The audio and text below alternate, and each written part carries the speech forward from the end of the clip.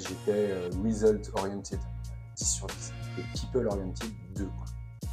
Et je me suis dit, putain, moi qui ai l'impression d'être un modèle pour eux, globalement, c'est tout raté en fait. J'accepte la possibilité que ça ne fonctionne pas.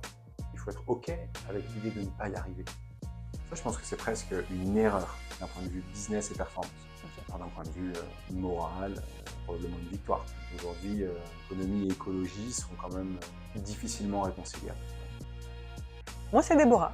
J'ai troqué ma blouse d'infirmière pour devenir coach mental. Et avec Delta Podcast, je vous propose de partir à la rencontre d'entrepreneurs passionnés.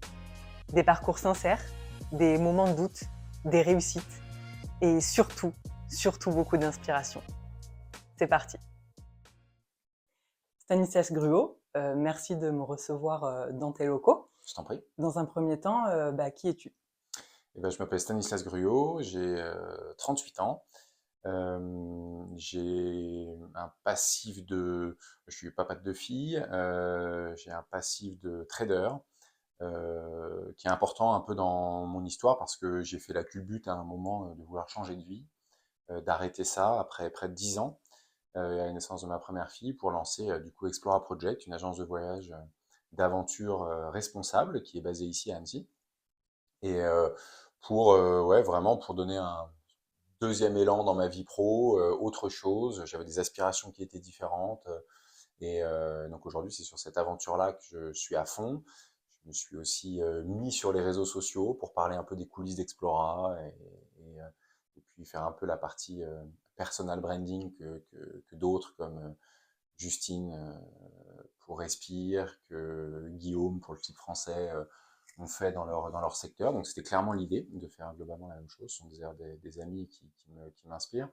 Euh, et donc je suis à la fois connu pour les réseaux sociaux, à la fois sur la partie où là j'incarne un peu les valeurs de la boîte, et puis à la fois pour la partie entrepreneuriale, puisqu'on a eu la chance et le hasard d'être sélectionné pour participer à l'émission qui va être mon associé. Donc il y a eu plusieurs caisses de résonance dans ces dernières années.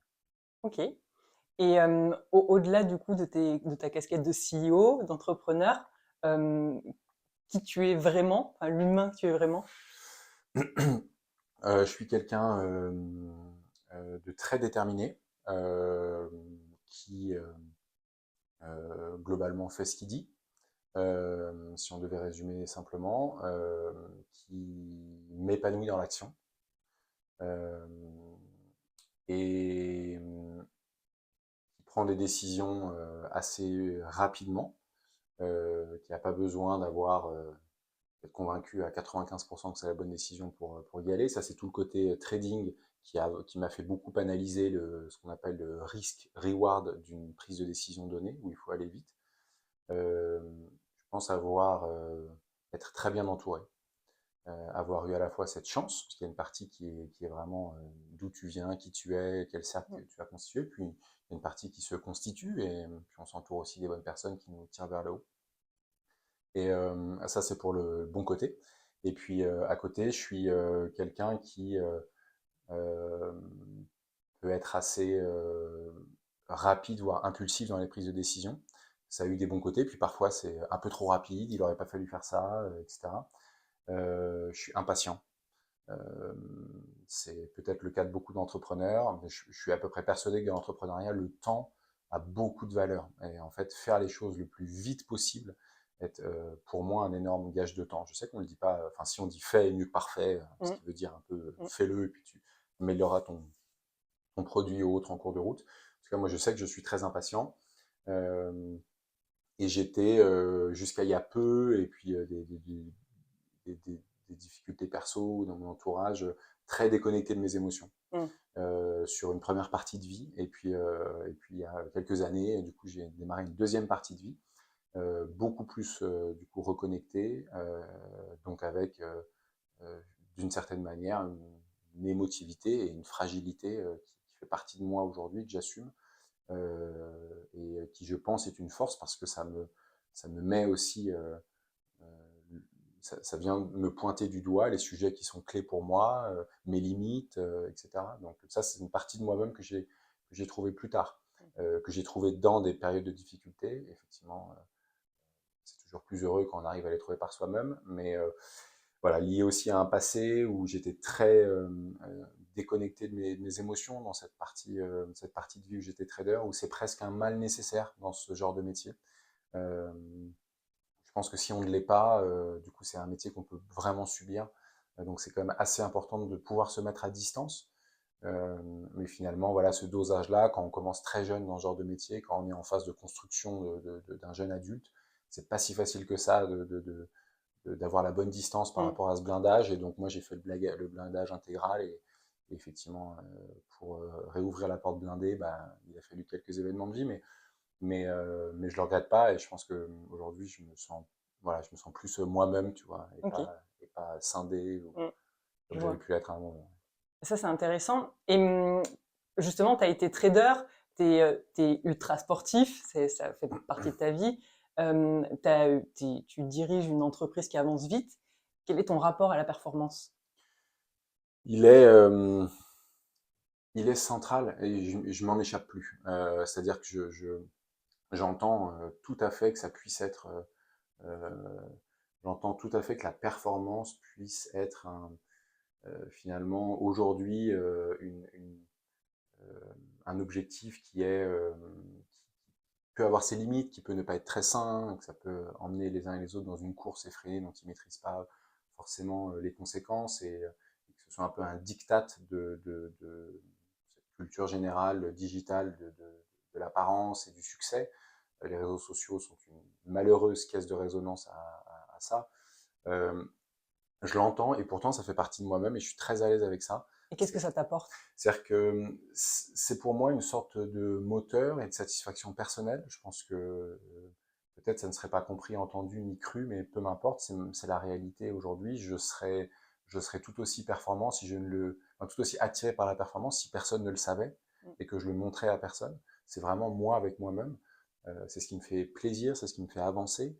Euh, et je trouve ça motivant. Effectivement, comme je suis assez cartésien, bah, j'ai des objectifs qui sont dans ma tête, quel que soit le domaine, assez chiffrés. Et donc, en fait, la performance, c'est vrai, se marie bien avec des Mm. objectifs chiffrés.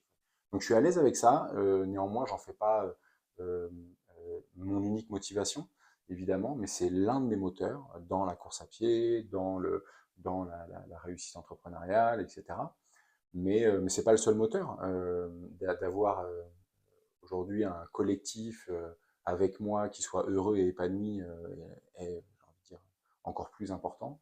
Euh, donc, s'il y avait des salariés ici qui n'étaient pas contents et qui me diraient c'est de la merde ce job parce que machin, enfin, je veux dire, si on me dit ça, moi, wow, c'est alerte et tout de suite, je suis à l'écoute et ça passe avant toute chose. Donc, voilà, c'est l'un de mes moteurs, je l'accepte. Pour moi, c'est motivant. C'est ce qui me donne, en fait, c'est ce qui me donne certains côtés Mm. ma discipline, Ok. la discipline du quotidien. L'entrepreneuriat Et et le sport, c'est une question de discipline. justement, au début, tu me parlais que tu avais une première période de ta vie où tu étais enfin, très déconnecté de tes émotions. Mhm. Et là, comment tu fais pour arriver à allier tes émotions, mais quand même avec ce côté performance? Ouais. Disons que dans cette première partie de ma vie, la performance, en l'occurrence financière, de, des entités en fait, dont j'avais la charge, était le seul levier. Aujourd'hui, la performance n'est plus le seul levier, et puis en fait, il y a des limites que je mets globalement à cette performance. C'est-à-dire que je vais dire, euh, j'ai déjà entendu autour de moi, et même des actionnaires à droite à gauche qui ont pu dire, euh, ben en fait, si jamais vous aviez beaucoup plus travaillé jour et nuit sur tel produit, tel truc, peut-être que ça aurait mieux marché. Ce à quoi je réponds peut-être. Euh, mais à quel prix en fait Mm. Si c'est par ailleurs pour sacrifier la vie de famille, voir grandir ses enfants, avoir des salariés qui sont épanouis, qui sont bien dans leur boulot, etc. Pour moi, ça n'en a, enfin, c'est jouer très court terme. L'entrepreneuriat, c'est du long terme en fait. Mm. C'est un marathon et je sais de quoi je parle. Il faut tenir et faut tenir sur le long terme, et si on crame tout le monde au kilomètre 5, ça va pas en fait. Donc disons qu'aujourd'hui, je mets des limites à cette recherche de performance. Il y a des moments où il y a des drapeaux rouges ou oranges qui s'allument dans ma tête. Et là, je dis stop, en fait, on ne fera pas le choix de la performance à outrance. C'est un driver, mais comme le bien-être doit être du collectif doit être un driver. Et donc c'est sûr que des phrases comme Du collectif et du CEO aussi. ouais, bien sûr. Bah, en fait, moi, mon bien-être passe par avoir l'impression d'être au bon endroit et de pouvoir contribuer positivement. Donc, être sur son X, comme on dit, son Ikigai, sur ce qu'on veut. Donc, ça, c'est important. À partir du moment où j'ai l'impression que je le suis, j'ai envie de pouvoir performer là-dedans et que les gens qui soient autour de moi soient heureux. Voilà, un peu si je Et devais tes résumer. émotions, comment tu te connectes à tes émotions, vu que tu ne te Euh, connectais pas sur ta première partie de vie? Disons que je suis quelqu'un qui communique beaucoup. Du coup, je travaille beaucoup, enfin j'ai vraiment beaucoup besoin de parler, de dire ce que je ressens, de dire comment les situations me sont apparues, comment j'ai vécu telle ou telle situation. Tous les lundis, on fait un point avec toute l'équipe, une réunion que j'anime sur les perfs de la semaine passée et puis les objectifs de la semaine à venir, mais aussi ce qui s'est passé et puis un peu comment je me sens et comment je vis un peu la situation. Et j'accepte de dire, enfin, je suis super stressé avec cette situation, j'attends cette décision qui va tomber mardi et vraiment, c'est vraiment pas facile à vivre en fait pour Ok, moi. Ça ne veut pas forcément dire qu'il y aura des conséquences terribles, c'est juste que ça pour moi c'est compliqué. Ou ça a été une semaine qui a été hyper dure. Et là aujourd'hui, voilà, c'est cette décision pour moi. Peut-être que vous l'avez pas réalisé, mais c'est vraiment un poids mm, qui m'allège. Enfin, je suis allégé de ce poids, etc. Donc déjà, je partage dans quel état je suis. Je le fais un petit peu du coup quand même avec toute l'équipe, et puis je le fais beaucoup avec ma garde rapprochée, on va dire, mm, les quelques managers avec qui je suis vraiment en contact quotidien. Eux, je leur dis, ça va pas, tu vois, ok, enfin, je vais pas bien. En ce moment, je suis un peu démuni, j'ai besoin de prendre quelques jours, je vais être en télétravail, parce que j'ai besoin de prendre du recul sur le truc, et tout, tu vois. Ça peut m'arriver de le dire. ok, Ou alors, à titre perso, il se passe ça, je ne mm, vais pas te donner les détails, mais voilà, dans ma vie, il y a ça, c'est en train de me défoncer, en fait. mm, Et du coup, ce que tu peux voir de moi dans l'attitude n'a aucun rapport avec ce qui se passe au boulot. mm. C'est que là, je suis vraiment dans le dur. Et du coup, j'ai besoin de te le dire pour que tu saches que ça n'a rien à voir avec. Ne te fais pas de film, n'interprète pas. Et je te dirai quand ça ira mieux, et C'est tu chouette seras au ça. courant. Donc ça, j'essaye de le faire. Donc je pense que tout le monde sait à peu près euh, où j'en suis, comment je suis. Ok. Après, la contrepartie de ça, c'est que tu partages un peu ton intimité, tu vois. Moi, les gens savent globalement où j'en suis, comment ça se passe sur les différents points de ma vie, mes difficultés et tout. Donc oui, s'ils voulaient prendre ces infos-là, les colporter à droite à gauche, voilà. Mais quand tout se fait dans un cercle de confiance, normalement, ça n'arriverait pas. Mm. Mais voilà, ça, j'ai eu à le faire et maintenant je le fais.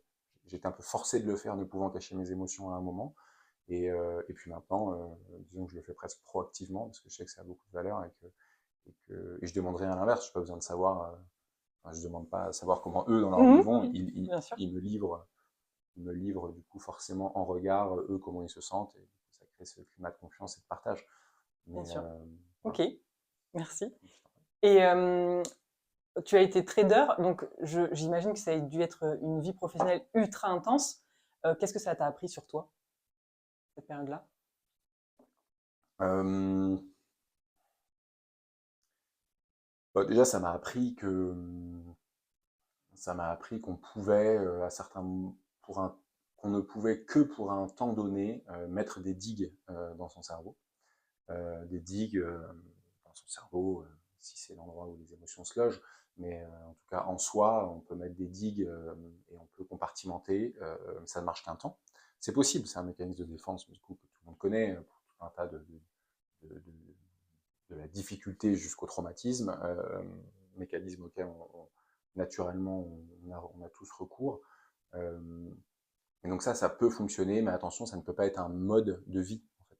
Ça peut être nécessaire à un certain moment. Donc c'est pour ça que je suis assez vigilant quand je sens que je suis en train de faire ça ou que j'en ai besoin, vigilant à ce que ça ne prenne pas trop de temps, enfin à ce que je ne laisse pas pourrir les problèmes de l'autre côté de la digue et que je sois bien vigilant. Parfois, c'est nécessaire, on ne peut pas prendre tous les problèmes ensemble d'un coup. On a besoin de dire, attends, chaque chose en son temps, cette bonne vieille phrase de grand-père qui a de la valeur, chaque chose en son temps, et donc les problèmes souvent ne se règlent correctement que les uns après les autres. Donc ça c'est la première chose qui a changé. La deuxième, c'est que je fais beaucoup attention à l'impact que j'ai sur les gens. Ok. Euh, Mm. et, euh, et disons que quand je voyais, enfin, j'ai ajouté une notion de performance qui est de faire grandir les gens autour de moi. Tu vois, alors qu'en trading, c'était gagner beaucoup d'argent. C'est pas pour moi, hein, c'était pour l'entité dont j'étais en charge, euh, au mépris des gens, globalement, si je devais résumer. C'était pas intentionnel de ma part, Mm. mais c'est globalement ce que j'ai fait. Et je me souviens bien que j'avais dans cette boîte, une boîte américaine qui s'appelait Cargill, il y avait des feedbacks 360 que font tes peers, tes boss, tes direct reports, etc. Donc, pas des centaines, mais pas loin d'une centaine de personnes qui ont donné des feedbacks sur moi quand j'étais manager du trading pour l'ensemble du continent européen. Donc, c'était vraiment une très grosse entité. Il y avait 150 traders, 17 pays sous gestion, 30 usines. Enfin, c'était vraiment un truc monumental dont j'étais en charge. Et donc, qui est en contact avec beaucoup de personnes. Et on note les gens enfin, il y a des questions qui sont posées, puis à la fin, tu as un rapport. Et ce rapport, il a été pour moi une énorme claque. Ça a d'ailleurs presque précipité, enfin, ça a accéléré mon départ, en tout cas mon cheminement vers la suite, où en fait j'étais result oriented, 10 sur 10. Donc pour tout le monde, j'étais voilà, l'argent, quoi, résultat, performance. Et people oriented, 2, quoi. Et je m'étais dit, putain, moi qui ai l'impression d'être, je pas dire inspirant, mais qui ai l'impression d'être un modèle pour eux, bah, je, je pouvais l'être sur la partie résultat, quoi faire, etc., pour obtenir le résultat. Mais finalement, si à côté, les gens pensent que tu es un con, globalement, c'est tout raté, en fait. Mm. C'est Et de, déconnecté d'eux. ouais, complètement déconnecté. Déconnecté leurs difficultés, etc. Et, et donc, enfin, j'étais dur, quoi, en fait. Et, et bah, sur le moment, ça m'a pas touché, parce que j'étais cette personne-là, enfin, tu vois, donc, en étant cette personne-là, un résultat comme ça, il peut pas te toucher. Il te surprend. Euh, il questionne, mais il reste de l'autre côté de la digue, tu vois. Et puis petit à petit, effectivement, la naissance de ma première fille, ça fait casser des digues, des moments là où tu prends du recul, etc. Finalement, ça m'a fait beaucoup de bien. J'ai démissionné quelques semaines après la naissance de ma première fille.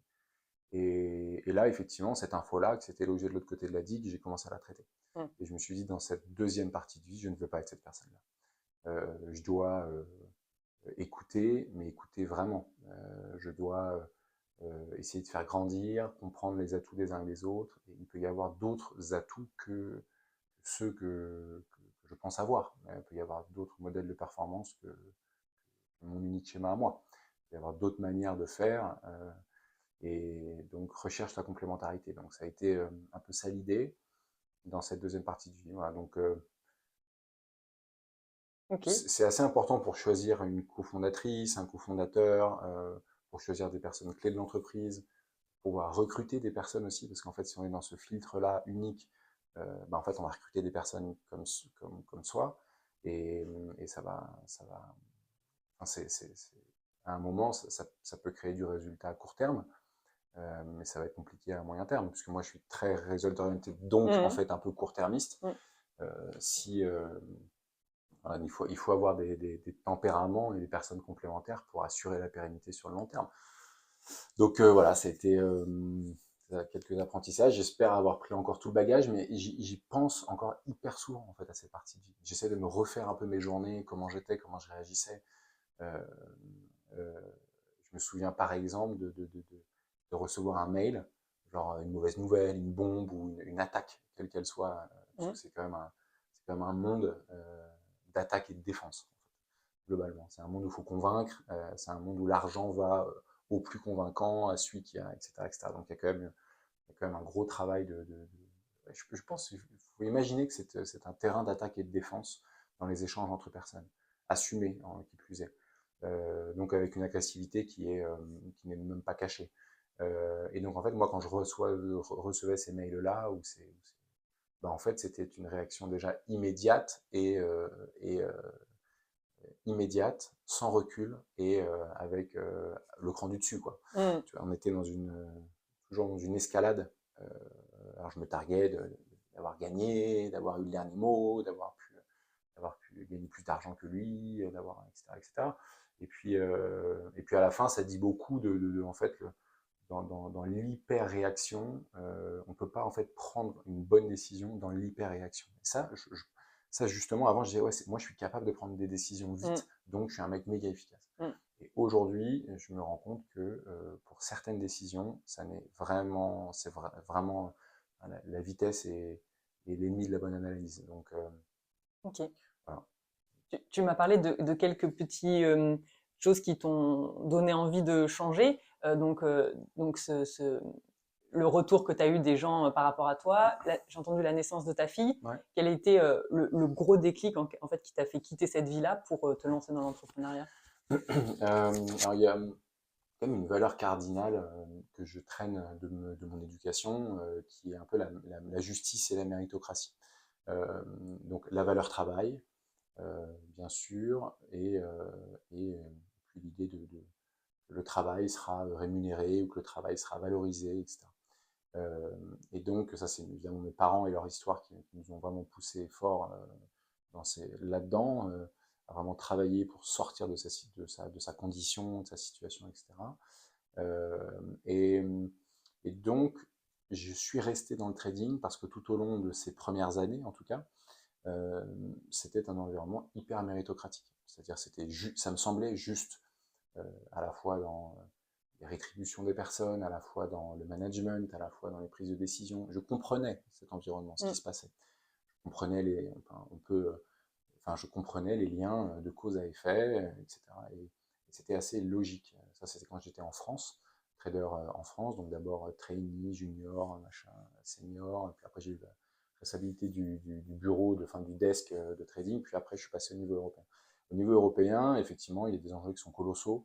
Euh, et là, avec des changements dans la direction, j'ai été en gros managé par le top du trading de cette boîte-là, qui était une multinationale de quasiment 150 000 salariés, donc on parle d'un truc monumental. Mm. Et là, c'était des gens qui n'avaient rien à foutre. En fait, là, c'était plus du tout la même chose. Il fallait gagner beaucoup de fric vite, globalement, et on était dans un peu un mépris de la personne.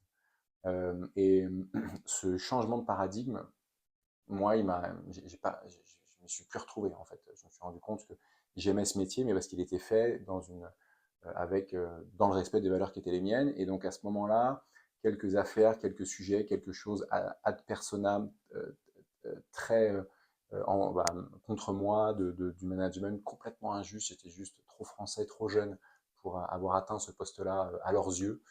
Ils voyaient ça comme une menace et une concurrence directe pour leur poste à eux, puisque l'intérêt de cette boîte, euh, Cargill, qui est une boîte américaine, c'est que c'était méga méritocratique. Quel que soit l'âge que tu as, ils n'en ont rien à foutre, tu performes, tu montes. Ton boss a 50 ans, tu es meilleur que lui, un an après, tu peux être son boss. Mm. Ça, c'est vraiment, ça, je l'ai vu. J'étais le plus jeune trader, mais j'étais responsable du bureau à Paris, j'étais le plus jeune, j'étais arrivé depuis 3 ans, et il y avait des gars qui faisaient ça depuis 15. Ils s'en foutaient, en fait. Et donc, je dis pas que c'est pas bien, je trouve que c'était juste. En tout cas, pour moi, ça me semblait être ce qui devait être fait, et il l'assume. Et quand j'ai vu que ça, c'était la fin de ce modèle-là, et qu'on Ouais. passait d'un modèle méritocratique à un modèle politique, ce modèle-là, il n'est pas pour moi. Voilà. Et donc, à ce moment-là, je suis donc allé à la confrontation pour leur montrer le décalage entre le modèle d'avant et les agissements. Et puis, c'était voilà, tout était politique. Donc, c'était gris, c'était déformé, c'était un peu de mensonge. Je me suis dit, waouh, là, Tu t'y ça va retrouvais plus. plus, Cet ouais. environnement ne fonctionne plus pour Mm. moi. Et donc, à partir de ce moment-là, on se repose la question au fait, pourquoi je suis là. Ouais, en fait, pas sûr. En fait, je voulais tester. Ça m'a plu avec ces personnes-là, dans ce cadre-là, avec ces valeurs-là. Écoute, si ces valeurs cardinales-là s'effondrent, peut-être le moment de faire autre chose. J'ai toujours su que j'étais appelé par l'entrepreneuriat. J'ai toujours eu ça en moi, j'ai toujours eu envie de faire ça. J'ai toujours su que le trading n'était qu'une phase avant l'entrepreneuriat. Et donc, je me suis dit, allez, c'est ton moment, quoi.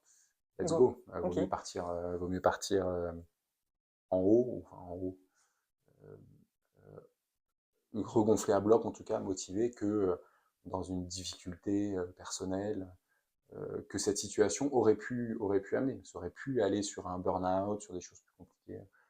Ça a été rephrasé, je l'ai su après par certains collègues en fait qui sont, après il y a 150 traders donc il y a beaucoup d'histoires. Il dit en fait il est parti parce que sinon ça allait pas ou il tenait pas la pression, etc. Mais enfin, je suis très à l'aise avec tous les narratifs, je m'en fiche.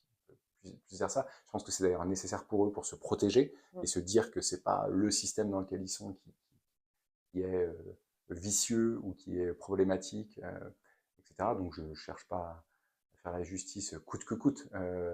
Voilà, mais je sais que ça s'est dit et ça témoigne quand même pas mal du système qui est toujours en fait en place. Et donc, euh, donc voilà, aujourd'hui, ce choix, je ne l'ai pas regretté, mais une seule seconde. Ok. Vraiment. Mm. Ouais. Ok. Tu m'as parlé plusieurs fois de valeurs. Quelles sont les valeurs qui t'animent profondément? Euh, du coup, il y a la méritocratie, Mm. effectivement, qui est à la fois pour moi une pondération entre l'effort fourni et la valorisation, rétribution, rémunération, justice, d'une certaine manière. Euh, L'autre valeur, c'est euh,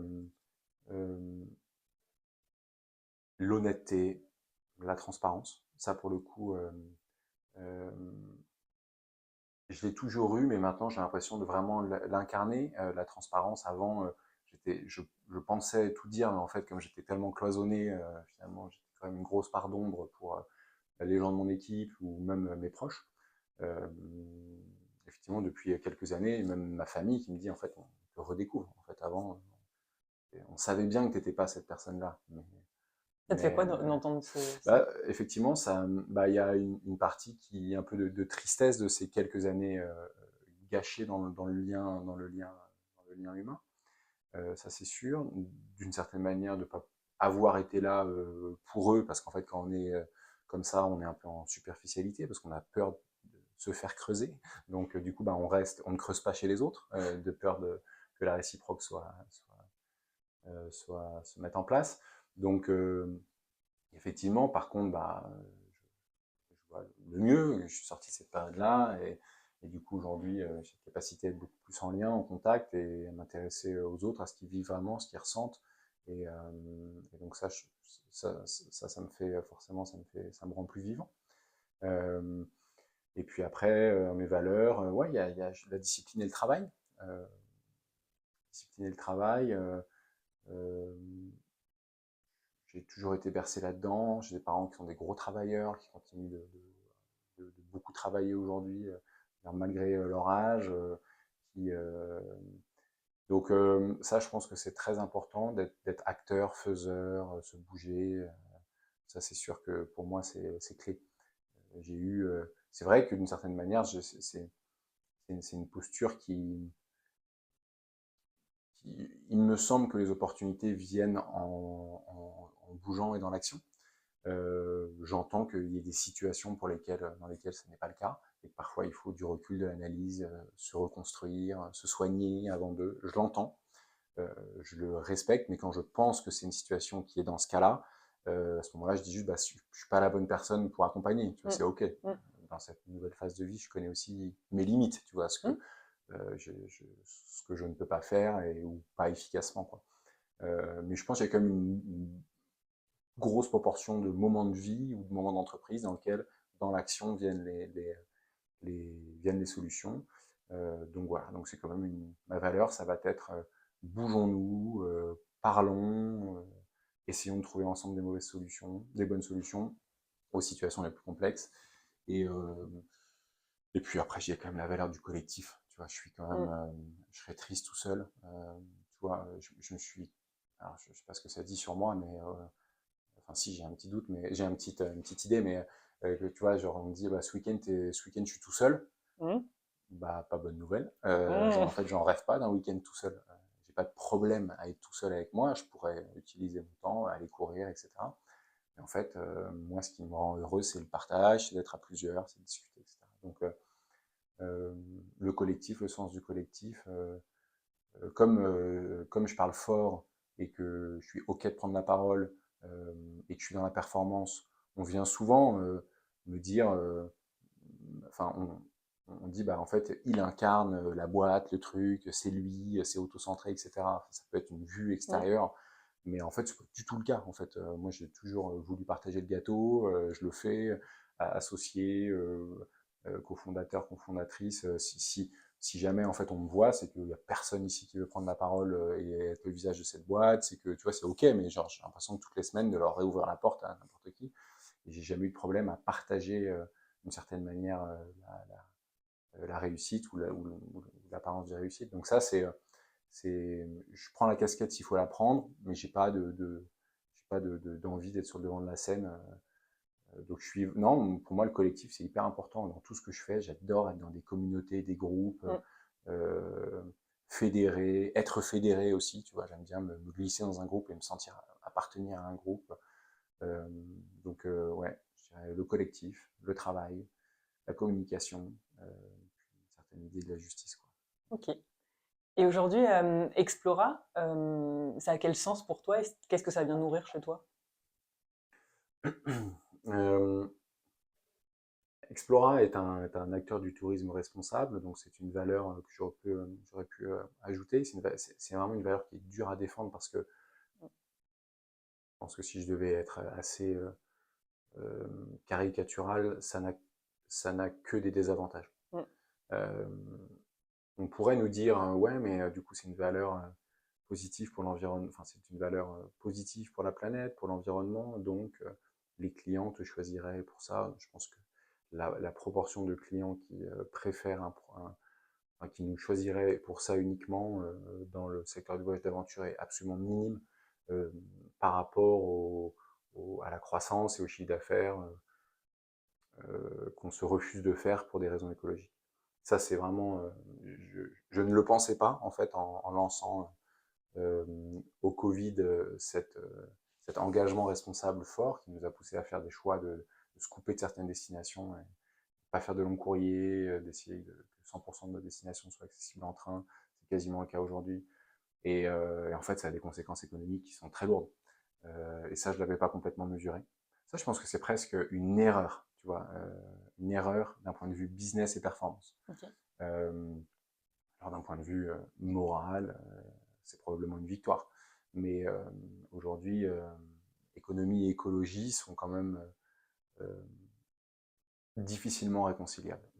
Il y en a qui s'échinent chaque jour à le défendre, comme bah, Guillaume du slip français. Mmh. On voit, sans mauvais jeu de mots, à combattre Chine, par exemple, Mmh. versus le Made in France, mais c'est dur, en fait. Et on voit l'énergie qu'il doit mettre économiquement, globalement, ça ne marche pas. Ou en fait, ça marche que s'il y a des effets volume tels qu'on vient écraser un petit peu les coûts fixes, etc. Mais on sera toujours en désavantage par rapport à d'autres. Et lui peut le faire avec sa marque parce qu'il a une caisse de résonance, mais en faire un modèle, je pense qu'aujourd'hui, non, ce n'est pas le cas. Donc c'est à peu près pareil pour le tourisme.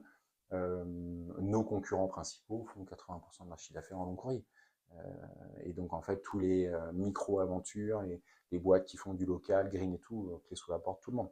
Donc voilà, c'est une valeur, mais elle est quasiment indéfendable. Donc on a avec Explora essayé de trouver ce chemin de crête pour qu'économie et écologie puissent cohabiter, mais c'est imparfait des deux côtés.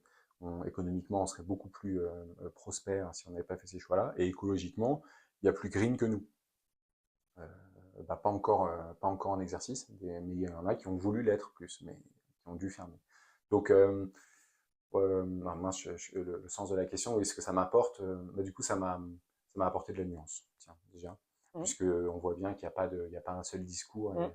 et on me dit, bah, c'est génial l'impact que vous avez sur le secteur et tout, tu vois, beaucoup de prises de parole et puis d'arguments qui sont en fait assez, enfin pas vraiment nuancés. C'est bien, vous avez un impact positif, bravo. Puis moi, en fait, le truc, c'est que si on met la clé sous la porte et qu'on n'a pas assez de croissance, on aura de l'impact sur plus personne, en fait. Pour qu'une boîte ait de l'impact, et qu'elle ait de l'impact sur le plus grand nombre, et pas juste sur 200 personnes à Annecy, et ben en fait, il faut que la boîte soit prospère. Et peut-être que faut-il avoir un modèle qui soit d'abord prospère avant d'y mettre des contraintes supplémentaires. Ouais, mais dans ces cas-là, ça serait un peu du greenwashing si dans un deuxième temps, c'est un risque, mais faut-il finalement être vers des pieds à la tête pour avoir le droit de clamer avoir un impact positif, ou est-ce que finalement une multinationale qui fait des milliards et qui a une de ses filiales, une de ses sous-marques, l'un de ses business qui est très très green, il aura sûrement beaucoup plus d'impact que la somme de toutes les petites startups vert foncé qui ont voulu se lancer.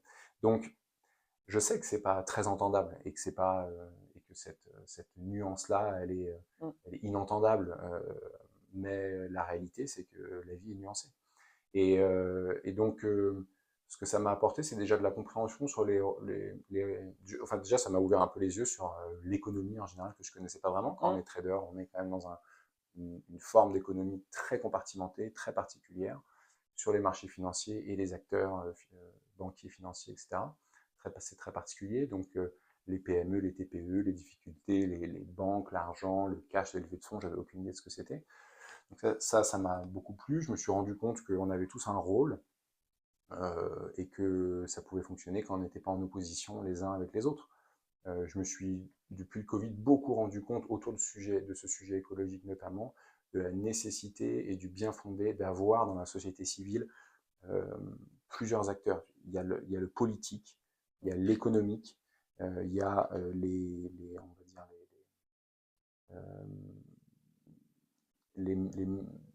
pas lanceurs d'alerte, mais du coup on pourrait dire les militants. Et en fait, et puis il y a le monde associatif. En fait, on a tous besoin des uns et des autres. Si on n'a pas Camille Etienne, d'une certaine manière, un bon pote, qui dit attention les gars, ici dans ce secteur-là, il se passe des trucs qui vont pas bien, qui sont catastrophiques, etc. En fait, ils allument quand même des lumières, ils allument des alertes, et ça, c'est nécessaire. Après, une fois que, une fois que finalement le monde associatif en général, de plus en plus de gens se font le relais de ces idées-là, et que ça gagne la population, le politique se dit, bah, tiens, si cette idée elle est si importante, peut-être que je peux la prendre à mon compte, etc. Ou en faire peut-être un levier pour tel ou tel truc, ou peut-être que ça a vraiment un intérêt pour le pays parce que c'est important. Je vais mettre des contraintes sur l'économie.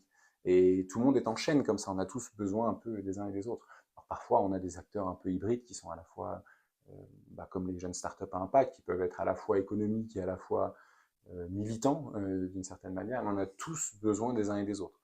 Et aujourd'hui, d'être radicaux et de dire l'économie, c'est une catastrophe, les grands groupes et tout, ouais, mais en fait, on ne changera pas la décarbonation d'un secteur sans les géants du secteur. Donc on a besoin de ces géants du secteur qui elles-mêmes ont parfois besoin de plus petites boîtes qui vont leur montrer la voie sur certains éléments, qui vont repenser des business models et desquels ils vont pouvoir s'inspirer pour changer les choses, cette fois-ci pas à petite, mais à grande échelle. Et en fait, les réseaux sociaux au début, dans les premiers temps, et la prise de parole post-Covid d'Explora assez green m'a fait radicaliser les positions des uns et des autres. Il y avait les gentils, il y avait les méchants. Il y avait deux camps. Ils jouaient les uns contre les autres. En fait, c'est un cercle. Et on a tous besoin des uns et des autres. Euh, enfin, chaque acteur a son rôle, est excessif par rapport à l'acteur d'après, mais l'acteur d'après a plus le pouvoir de changer les choses que l'acteur d'avant.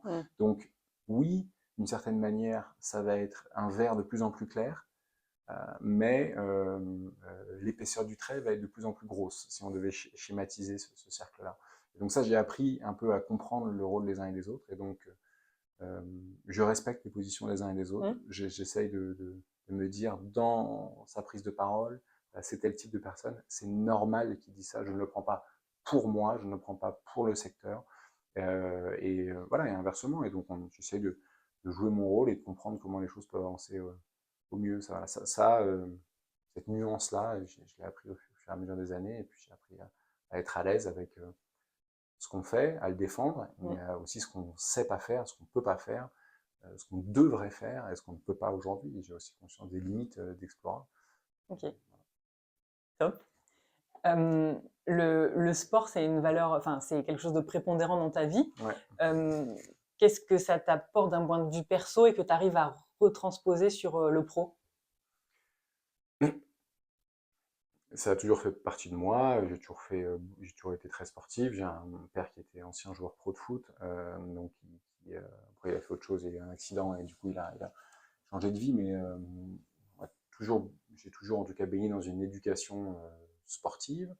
Euh, Avec mon tempérament, c'était pour moi nécessaire parce que c'était un exutoire à mon énergie, mes émotions, euh, à toutes les périodes de ma vie, du primaire jusqu'à aujourd'hui. Il y a eu un déclic qui a été quand j'étais en trading, effectivement à Paris dans les premières années, je devais avoir 22 ans, 21 ans peut-être même, et BNP, salle de marché, Paris, crise de Lehman Brothers, crise des subprimes et tout, des années qui étaient quand même particulières et complexes. J'étais vraiment, je comptais les jours, quoi. Genre, je comptais les jours jusqu'à la fin de la semaine, la fin du mois. Enfin, j'ai pris vraiment tout le stress de cet environnement sans recul, sans être complètement construit. Euh, donc c'était une période que j'ai trouvé difficile et donc je me suis réfugié dans le sport. Et là, ça m'a Ok. fait beaucoup de bien dans ce que je pouvais faire de manière simple et à des horaires avancés parfois de la soirée voire de la nuit. Et ça a été le sport et ça a été la course à pied. Donc j'étais à Paris, je courais dans les rues de Paris tard, une demi-heure, 1 heure, 2 heures, 3 heures, 4 heures, parce qu'en fait plus je courais, plus ça me mettait des endorphines, plus ça me calmait, plus ça m'apaisait, plus ça me fatiguait, plus ça me mettait un petit peu en recul des surstimuli visuels. Une journée de trader, il faut avoir en tête les écrans et les loupiottes dans la tronche toute la journée, fois 10 écrans, c'est quand même particulier Mm. aussi comme rapport au visuel, comme agression sonore, comme des environnements très bruyants, d'hyperstimulation. Donc on a un cerveau reptilien qui est max et le Mm. reste est complètement atrophié de facto si on n'a pas l'énergie pour tout faire marcher en même temps, qu'on priorise. Donc en fait, ce moment-là, c'est des moments où clairement j'étais un peu en off, quoi. C'était presque de la méditation presque pour moi. Et, euh, et, et j'ai fait ça pendant des années. Et je rentrais du boulot en courant le soir quand je bossais après en banlieue parisienne, donc je faisais 20 km tous les soirs, plus un marathon presque tous les week-ends, mais sans dossard, juste moi, donc je faisais 150 bornes par semaine. J'ai fait ça assez jeune, et donc c'était un besoin, Oui. c'était nécessairement dans les proportions dans lesquelles j'en faisais une sorte d'addiction, parce que j'avais l'impression que c'était une addiction qui était un moindre mal par rapport à l'autre qui aurait été de ne rien faire ou de choisir d'aller dans d'autres excès que ce secteur sait très bien offrir et qui sont moins valorisants socialement, l'alcool, la drogue, d'autres choses qui sont quand même visibles, poussées et monnaie courante. Euh, donc, je suis jamais allé là-dedans et j'ai choisi les baskets.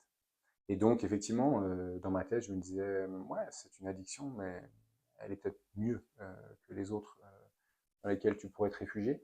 Donc, donc après, au bout d'un moment, je dirais que j'ai, en grandissant, pris un petit peu de recul par rapport à ma pratique, des rencontres amoureuses aussi qui m'ont décentré un peu de cette pratique qui était aussi, prenait beaucoup de temps. Donc, en fait, de facto, j'ai un peu moins couru, j'ai appris à partager la course à pied en couple, et donc j'ai l'impression de mettre doucement d'effet Mm. du côté un peu plus pathologique de la pratique, enfin de l'usage que j'en faisais, mais il devait y avoir quand même quelques articles dans Psychologie Magazine sur la bigorexie sur lequel j'avais accepté de témoigner. Donc tu es quand même déjà conscient de ce qui Mm. se passait. Moi, je suis une famille de psy, hein, donc à la maison, donc j'ai pas pu échapper au diagnostic assez rapidement. Mais à nouveau, c'était un moindre mal et c'était assez clair pour moi qu'il valait mieux ça qu'autre chose. Euh, et puis, euh, et puis, depuis quelques années, donc du coup, j'ai toujours été sportif. Et donc, en fait, quand tu as pas des facilités, mais quand tu es à l'aise dans un sport, bah, tu continues de pratiquer, ça devient du coup un plaisir. Mm. Tu es performant, c'est valorisant, etc. etc. Et donc, quand j'ai recommencé sur les réseaux, quand j'ai commencé sur les réseaux sociaux post-Covid, bah, du coup, j'ai un peu partagé de ça aussi. C'était complètement en phase avec les valeurs d'Explora Mm. aussi. Je réponds Évidemment. enfin à ta question de comment je peux rendre ça positif, comment ça peut avoir un impact positif la pratique du sport pour Explora. Ça incarne les valeurs de la boîte, donc le dépassement de soi, la discipline du quotidien. Quand on fait des aventures, c'est mieux d'être en forme physique, de se préparer. Donc évidemment, c'est mieux de s'entraîner toute la semaine pour pouvoir faire une aventure en forme le week-end. Et puis, l'aventure, elle n'est pas facile à montrer au quotidien. On fait de l'aventure, je ne vais pas dire, allez, salut, on est mardi matin, je vais faire du kayak sur la Loire, mercredi, je vais faire du kitesurf en Norvège. Enfin, tu vois, quand tu as une vie, c'est pas possible. Donc finalement, en fait, la pratique du sport outdoor, parce qu'on fait quand même de l'outdoor, est quand même un peu la meilleure manière d'incarner la boîte. Donc, ça veut dire sport en semaine, running, et le week-end, du trail, des randos, du ski, etc. Donc finalement, c'est ça que j'ai commencé à partager et puis à donner quelques conseils et à me rendre compte qu'ils étaient vachement écoutés. Et je dis, ça fait 15 ans que tu cours, hein, tu as fait genre 100 marathons, tu as traversé la France en courant, j'en avais parlé en 2021, j'ai le record de la traversée de la France en courant en 15 jours, j'ai fait 1200 bornes, en fait j'ai fait un milliard de trucs. Et à l'époque, pas médiatisé, enfin dans la presse, mais pas sur les réseaux sociaux, qui n'existaient quasi pas. Et donc je me suis dit, mais c'est vrai en fait, purée, je suis un énorme coureur en fait, amateur bien sûr, hein, mais ça je pourrais le partager. Et du coup, voilà, j'ai pris la parole là-dessus. Et puis j'apprécie le partager, j'aime bien être dans la pédagogie, dans la transmission, donc je me retrouve là-dedans. Donc le sport, c'est une satisfaction personnelle, c'est une énergie bien canalisée, socialement valorisé aussi, tu vois. Et j'ai eu connaissance et eu autour de moi d'autres manières de canaliser l'attention, le stress, etc. en trading et qui sont catastrophiques pour la santé, donc j'ai vraiment choisi le sport. Et voilà, et donc aujourd'hui, je pense que c'est assez en phase avec ce qu'on fait chez Explora, et donc j'ai voulu, je l'ai mis un peu en valeur, pas cardinal de l'entreprise, mais disons que c'est sûr, je préfère avoir des salariés sportifs que pas sportifs, parce que je pense que dans quelqu'un de sportif, il y a la discipline, la capacité à y aller quand il pleut et quand on n'a pas envie, donc une certaine idée d'avoir une force mentale devant les difficultés. Euh, je trouve que c'est valorisant. Donc pour moi, je trouve que c'est une bonne valeur cardinale de la boîte. Donc on a mis en place des cours de yoga. On voit bien qu'il y en a plein qui partent courir. Ça doit être bientôt l'heure du déjeuner. Tu vois, je suis OK. Et le mec qui dit je pars 2 heures courir dans la montagne le midi. Parfait, je ne vais pas lui dire il est 14h08. J'en ai rien à foutre des horaires. Chacun fait sa vie, ils sont grands, on n'en est pas là. Donc c'est un sujet de responsabilité. Voilà, je sais que la pratique du sport, ça m'est déjà arrivé d'avoir une salariée qui me disait qu'il faisait du parapente et qui dit oh, les conditions elles sont ouf, 15 heures elle se barre. Elle dit oh, le vent est dingue, allez ciao, je vais voler quoi. Et je savais que le taf il serait fait le lendemain, elle viendrait plus tôt, plus tard, ou j'en sais rien en fait. Mais donc ça, je pense que c'est important et ça fait partie des choses que j'ai envie de continuer à promouvoir. Ouais. Tu m'as évoqué le fait que tu partages sur les réseaux sociaux. Ouais. C'est quelque chose de particulier de mettre son image à la vue d'autant de gens, Ouais. avec tout ce que ça peut apporter en tant que positif et négatif. Toi, tu le vis comment ça? Moi, je le vis très bien. Il y a pu y avoir il y a toujours effectivement quand on est exposé à des attaques sur tel ou tel sujet, mais pour moi assez peu, parce qu'en fait, je pense qu'on a ce qu'on récolte aussi. Tu vois, je fais des choix en conscience, des choix de collaboration, des choix des sujets que je évoque, du niveau d'intimité que je suis prêt à livrer, etc. Donc, je suis très vigilant là-dessus. Effectivement, j'ai eu un moment, je me suis fait reprendre j'étais allé à New York avec ma compagne Marine Orphelin pour le marathon de New York, alors qu'à côté, je promeus une idée de l'entrepreneuriat responsable dans le tourisme, donc effectivement, ça pouvait faire tâche. Certaines dissonances. Voilà, et donc ça a été, je suis éclaté là-dessus, je l'ai pas hyper bien vécu, j'ai essayé de m'en expliquer, c'était assez vite comme sur les réseaux, mais disons que ça m'a pas mal fait réfléchir et effectivement, ça m'a appris à être plus prudent sur aussi à la fois ce que je montre et puis surtout sur ouais, effectivement, enfin, ouais, je n'avais pas été cohérent. Et donc, du coup, j'entends, j'en ai pris d'une certaine manière la sanction. Et donc, Pas cohérent, c'est-à-dire pas que cohérent entre ce que je fais et ce que je promeux d'un côté, tu vois. Donc, donc ça te force à être parfait parce que tu bah, disons que je mmh, comprends. J'ai pas arrêté de prendre complètement l'avion, mais c'est sûr qu'à chaque fois que je le prends, je me pose la question de pourquoi, pour combien de temps, dans quel, etc. Et voilà. Mais je suis assez à l'aise aujourd'hui. J'ai une notoriété qui est limitée, tu vois. oui, En fait, tout est toujours relatif. On est toujours plus connu que bien sûr. quelqu'un, moins connu que quelqu'un d'autre. C'est comme la performance dans le sport. Donc, ouais, euh, quand on est sur des événements sportifs en France de course à pied, c'est sûr que je fais des selfies avec les gens. Euh, mais je vois bien que les messages qui me sont partagés, c'est bah, mec, je te suis, c'est trop bien ce que tu fais, moi aussi je cours, tiens, j'ai fait comme toi le truc, tiens, j'ai fait ce que tu as dit, Mmh. tiens, machin, tiens, bah, continue, lâche rien, merci, c'est cool. La communauté sportive, Ouais, j'ai jamais été l'attaque de quoi que ce soit en fait sur les réseaux. mmh. Après, Et ce rapport justement parce que, tu dis qu'on te demande par exemple des selfies, ouais, donc c'est quand même un peu intrusif parce que ouais, tu peux être, je sais pas moi, avec ta famille, avec tes enfants ou quoi ouais. et ça tu le vis comment? Bon, déjà, je montre pas l'environnement familial, tu vois, Mmh, on est assez prudent là-dessus. Euh, et puis après, ma famille est au courant de ça mmh, et c'est eux qui peuvent me dire tiens, Stan, il y a quelqu'un qui veut une photo. mmh, Ok, la photo, on passe à mmh. autre chose. Et puis, il n'y a pas vraiment de sujet. Et s'il y a un sujet bah, je dis à la personne, mais par contre, c'est à titre perso, j'ai pas envie que ce soit sur les réseaux parce que j'ai pas envie que les gens sachent que je suis ici ou j'ai pas. Et Bien c'est sûr. tout à fait respecté. Mmh. OK. Et puis parfois, je suis désolé, hein, je suis un moment en famille, on doit vraiment y aller. Mmh, Non, quoi. mmh. Ok, c'est compris aussi. Donc, et puis après, j'essaye de faire en sorte que dans les moments de représentation, Mmh. ce soit des moments qui soient choisis où je suis seul ou avec Marine qui partage du coup puissance X ce sujet de célébrité et être arrêté pour des photos. Euh, du coup, on essaie de, voilà, de scinder les moments. Et d'ailleurs, dans ces moments où on est en famille, c'est assez rare que les gens viennent en fait. OK. Il y a un respect, Ouais, ouais, ouais, mmh, ouais. Donc enfin, c'est même très très rare.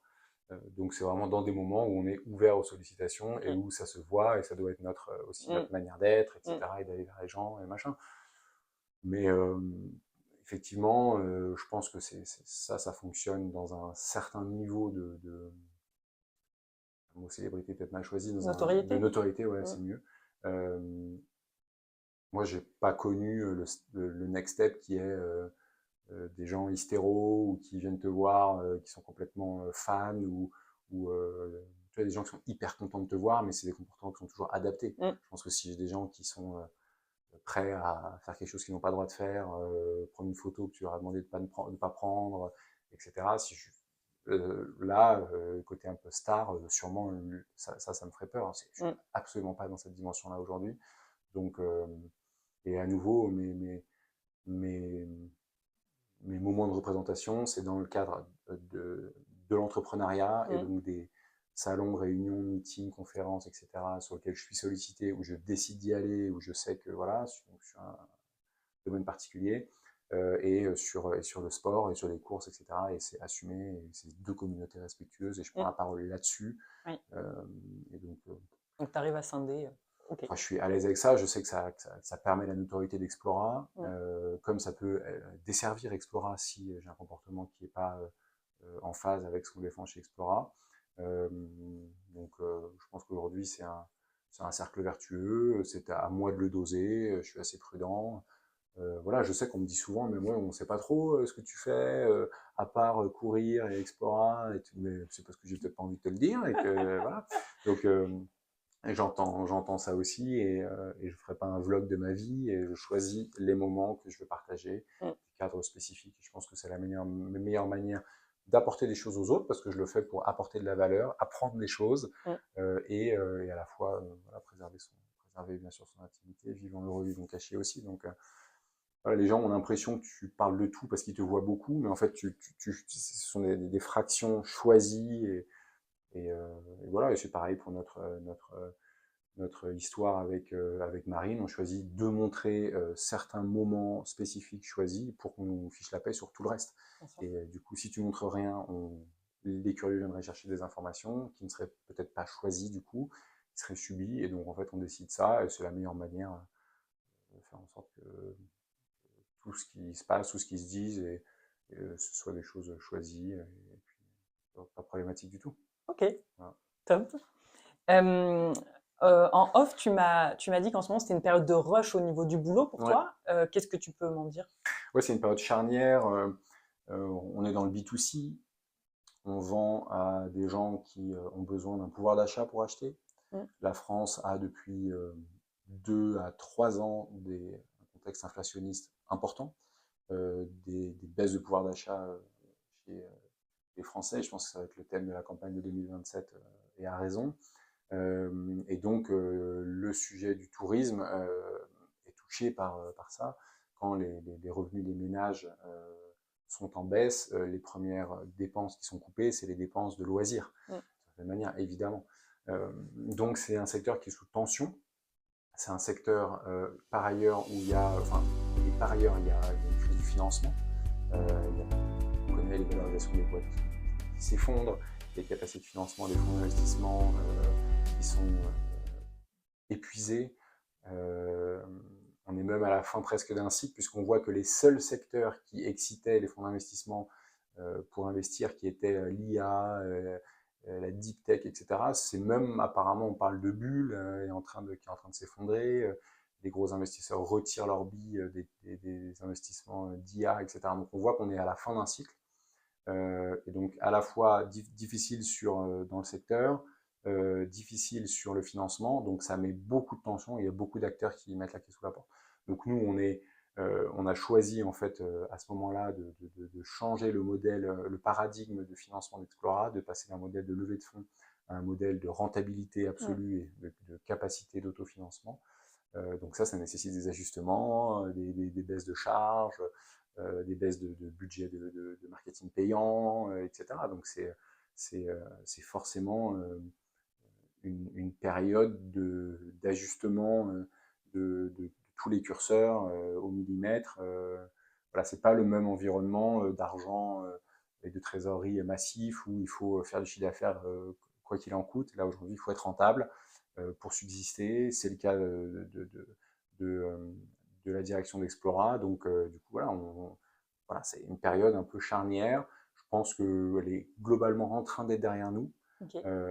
Mais c'est sûr que c'est des moments où mon poste, je dois être sur le pont, aux manettes. Et voilà, donc ouais, période à la fois excitante, mais période de challenge. Tu sens c'est le moment où le projet il peut tourner presque, j'ai envie de dire, d'un côté complet comme de l'autre, Ok. si le virage est bien fait, quoi. C'est vraiment ça. Et tu la vis comment cette période justement, toi? Euh,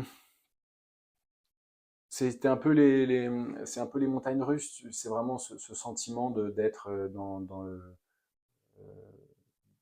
au volant en arrivant un peu trop vite dans le virage. On le sent, tu le sens. Donc soit tu vas sortir vite du virage, pas en tête, mais en tout cas en Mm. ayant optimisé, soit c'est dans la barrière, quoi. Donc c'est un moment c'est un moment où plein d'idées nous traversent la tête. Est-ce que ça va marcher? Est-ce qu'on va y arriver? Est-ce qu'on va pas y arriver? Si on n'y arrive pas, il se passe quoi? Worst case scénario, mais non, c'est pas possible. Tu vois, as tous les scénarios dans ta tête. Moi, je suis à nouveau cartésien. Je suis plus donc les scénarios de chiffres, de où ça peut aller, où on peut atterrir, comment la période va être gérée. Clairement, je l'ai fait dans ma tête un peu en permanence. Donc, c'est une période d'hyperstimulation. Donc, c'est une période fatigante, Mm. nécessairement, physiquement. C'est une période sur laquelle j'ai dû du coup mettre en retrait certains projets sportifs Ok. dans le sens des priorités et notamment. Donc c'est sûr que ça a eu un impact réel. Après, je pense qu'on en ressortira et on est en train d'en ressortir grandi et je pense avec de la vitesse à la sortie du virage. Mais il ne faut pas lâcher le volant, quoi. Faut pas lâcher le volant et je pense que l'image est bonne. Et derrière, il faut que tout le monde soit engagé dans cette période. C'est une période où on a beaucoup échangé ici voilà, sur pourquoi est-ce qu'on faisait ce qu'on est en train de faire, pourquoi est-ce qu'on change de paradigme. Le quotidien, effectivement, il change, mais je pense que tout le monde sait que c'est pour le mieux et que pour que ce soit plus simple, mais il faut le partager, faut pas être tout seul dans cette période. Donc j'en ressors, je pense collectivement, on en ressort et on en ressortira, puisqu'on le process est encore un peu en cours, grandi. À titre personnel, j'en suis fatigué, mais, quand même, j'espère qu'on sera fiers de ce passage. C'est encore en cours, donc j'aime pas Oui. célébrer avant les lignes d'arrivée, je pense que je pense que c'était un choix mature pour notre secteur Ok. d'avoir fait ça. Et justement, cette charge, cette pression, tous ces doutes, ces remises en question, comment tu as fait et comment tu continues à faire pour arriver à prendre du recul et essayer de ne pas être submergé par tout ça? J'accepte j'accepte la possibilité que ça ne fonctionne pas. Mmh. Je pense que ça, c'est vraiment la première leçon qu'on m'a appris en trading dans les négociations. Mais c'est un peu une négociation avec soi-même, hein, bien aller. C'est négocier avec soi-même différentes tensions en soi c'est d'accepter de perdre la négo pour avoir une chance de faire une bonne négo. Il faut être OK de pas avoir le deal in fine. Et donc, il faut être OK avec l'idée de ne pas y arriver. Il faut être OK avec l'idée que le projet, pas forcément s'arrête, mais fonctionne pas comme tu le veux. Il faut être à l'aise avec cette idée-là. Euh, et avant, j'étais pas à l'aise. C'était, il faut que ça marche. Yes or yes. D'ailleurs, c'était une phrase que je disais beaucoup. C'est Ah yes oui, or yes. quelle pression. C'est un truc du trading. Mmh. Yes or yes. Ça, je l'ai entendu. Yes or yes. Mais je fais mon max. Mais ouais, je fais mon best. Et le boss il disait, ouais, your best is not enough. Là, bon, si mon meilleur n'est pas assez, et si ça doit réussir yes or yes, tu vois, tu es dans des schémas qui sont voués à l'explosion Ah oui. globalement. Euh, et donc, ça, je pense que c'est assez limitant. Si tu te dis, en fait, non, non, mais il n'y a qu'une voie possible, c'est celle-là. En fait, non. Il faut accepter le fait que ça puisse ne pas marcher. Par contre, il faut se faire confiance sur ta capacité à, quand les nouveaux éléments arrivent, être capable de prendre la bonne décision à ce moment-là. Et donc, il faut être apaisé. Je pense qu'en fait, sinon, tu es en hyper stress, tu ne prends pas des bonnes décisions. Donc, il faut être apaisé avec les scénarios. Qu'est-ce qui se passe s'il y a ça La solution, ce serait ça. Si jamais c'est ça, alors ce serait ça. Et, euh, et globalement, je ne me définis pas en tant qu'être humain par ma seule performance. Mmh. Je suis autre chose que ça. Je suis autre chose que le succès d'Explora. Je suis plein d'autres choses. Je suis un père qui éduque ses filles, je suis un mari, un compagnon qui est présent pour les difficultés de sa compagne, je suis un frère pour mes 3 sœurs, je suis un fils pour mes parents, je suis quelqu'un qui doit aider à grandir des dizaines de salariés ici qui en sont au début de leur vie professionnelle, pouvoir bien les aiguiller, je suis un copain présent pour ceux qui ne vont pas, je suis plein d'autres choses.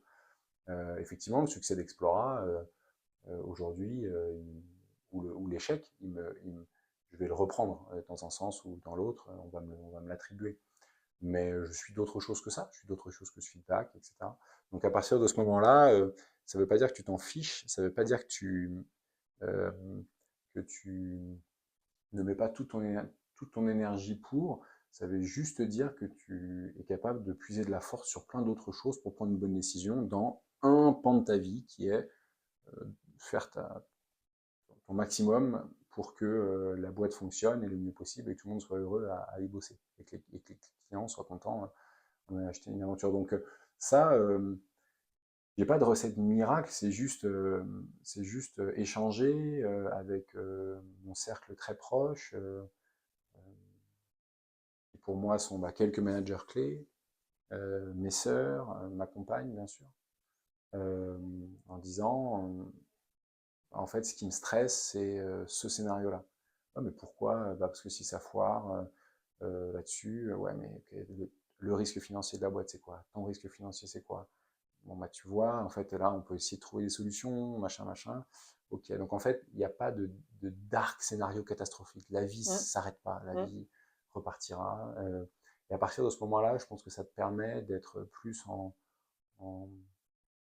d'avoir plus confiance dans les décisions que tu prends, de ne pas prendre des décisions dans la contrainte, mais dans le choix, euh, de pouvoir aussi dire non, ou peut-être qu'il vaut mieux que ça s'arrête, c'est peut-être mieux. En fait, ça, l'entendre le dire autour de soi, ça fait réagir les gens. Parfois, ça vient dénouer les Ah oui. situations. C'est pas un chantage, c'est la réalité de. Voilà. Parfois dire, j'ai plus la force et ni plus l'envie de continuer dans le paradigme dans lequel on était. Donc, je souhaiterais que notre collectif fonctionne avec ces nouvelles règles pour que je puisse me sentir mieux et que j'ai la force d'être sur le bloc d'après. Donc tu viens changer en fait avant, tu viens changer des modes de fonctionnement qui étaient des difficultés ou des contraintes ou de la pression d'avant. Tu te sentais obligé d'eux. Finalement, quand tu poses des choses comme ça et que tu es entouré des bonnes personnes, les gens, ces choses se dénouent. Et si elles ne se dénouent pas, c'est que tu n'es pas avec les bonnes personnes. Ces relations-là, il faut les arrêter le plus tôt possible parce elles sont nocives.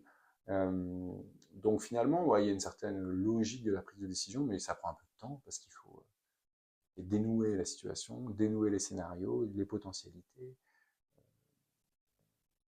te rendre compte que voilà, il faut échanger. Tout ça, quand tu sers la synthèse, ça paraît facile, mais quand tout arrive en même temps, il faut dénouer ça, beaucoup discuter, s'entourer des personnes qui, expertise par expertise, peuvent te dénouer des petits nœuds.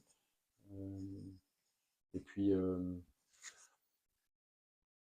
je pense que c'est pas facile pour les entrepreneurs d'avoir en tête qu'à part leur boîte, il peut y avoir d'autres choses.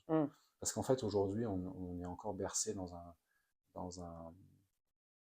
par des dictats très générationnels, du coup de la génération du dessus, qui est la génération des financeurs, qui, en finançant, se sentent le droit d'imposer une manière de travailler aussi. Très difficile de dire je prends ton million d'euros, mais je n'écoute pas ton conseil. C'est compliqué. Donc cette subordination, d'une certaine manière non dite, mais qui est bien réelle pourtant, elle peut pousser à des mauvais comportements. Je pense qu'aujourd'hui, on a une génération d'entrepreneurs qui peut avoir plusieurs projets dans une vie, qui peut monter très vite des projets, c'était peut-être moins le cas avant, qui est du coup hyper connecté, hyper stimulé, on a la capacité de faire monter une marque aujourd'hui rapidement, de s'entourer de personnes de compétences complémentaires beaucoup plus rapidement qu'avant. C'est pas le projet de ta vie, Michel, il faut absolument que tu le réussisses, c'est ça ou rien. Je pense qu'aujourd'hui c'est moins le cas. Je pense qu'aujourd'hui on sait qu'une boîte qui va bien, c'est une boîte dont les patrons vont bien et dont les employés bien sûr, évidemment, mais souvent les derniers, ceux qui s'oublient, c'est souvent les CEO. Donc ça c'est plus accepté, c'est clair aujourd'hui. Donc ouais, je pense que c'est arriver aussi un petit peu à couper le cordon, s'entourer des bonnes personnes pour le financement, mais tu es dans une période où c'est souvent quand tu vas chercher du financement, où tu es un peu vulnérable, ou en tout cas c'est pas facile de dire j'ai besoin d'argent mais je choisis que, voilà, on revient à économie, écologie, tu vois. D'une certaine manière, tu peux dire non, non, moi je prends que des personnes qui sont comme ça et sur lesquelles j'ai aucun doute, machin. La réalité c'est que ça se fait parfois rapidement, tu connais pas complètement les personnes non plus. Donc voilà, tout ça c'est de l'arbitrage et je crois que ce qui est important en tout cas, c'est d'être en vérité avec ces gens-là. Et puis après, chacun se positionne par rapport à cette vérité-là, ou à ce que tu ressens. Et c'est là où tu vois le plus vite l'intérieur des gens. Et il faut savoir s'opposer aussi. Parfois, on est surpris des comportements. Parfois, ça fait naître aussi des prises de conscience chez ces personnes-là, de pouvoir dire non des gens à qui on ne dit jamais non, en général. Ça peut créer l'électrochoc qu'il faut. Donc voilà, c'est pas une méthode, je pense effectivement se reconnecter à ses émotions, à ce qu'on vit, à ce qu'on traverse, et savoir que nous ne sommes pas la valeur de notre boîte. On est plein d'autres choses, je pense que c'est important. Mais malheureusement, sur les réseaux, on va nous ramener à ces stéréotypes. Et on va dire, t'es nul, il est nul, ou c'est un entrepreneur en carton, ou alors c'est de la merde, ou il fait de la merde, ou il est nul. Bon, il faut vivre avec le fait que, on ne peut pas corriger l'ensemble des haters, des avis de la planète, de tout le monde. Malheureusement, on s'expose à des feedbacks. Il faut respecter qu'ils n'aient pas eu le temps de faire le cheminement encore et qu'ils soient un peu moins nuancés. Ils sont peut-être jeunes, ils n'ont peut-être pas eu d'expérience de vie qui leur ont permis de faire ça. Ils sont sûrement tristes. Et du coup, avancer. Parfait. On va arriver à la fin de l'épisode. Ouais. Je te remercie beaucoup pour ce moment, pour ton temps. Je t'en prie. pour tout ce que tu as livré. Et j'aurais une dernière question. Si tu devais te laisser un message à toi-même, Ouais. quelque chose que tu aurais besoin d'entendre en ce moment, ce serait quoi? Tu n'es pas le succès ou l'échec d'Explora. Tu es d'autres choses. Et je viens de te le dire, mais pourtant j'ai quand même besoin de me le rappeler, euh, parce que, parce que, ouais, parce que aujourd'hui, cette nécessité de performance, cette exposition que tu as sur les réseaux, etc., à tout le monde, au jugement des uns et des autres, ces raccourcis que les uns et les autres font, pourraient te laisser penser que ce n'est pas le cas, que tu es la performance de ta boîte, mais ce n'est pas le cas. Il y a plein d'autres choses que ça. La trace que tu laisseras ne sera pas que ça. C'est pas pour autant qu'il ne faut pas se donner corps et âme pour ce projet, mais pas au détriment de ce qui est ton socle et ton pilier et qui finalement te permet d'être debout tous les jours. Voilà. Merci. Merci à toi.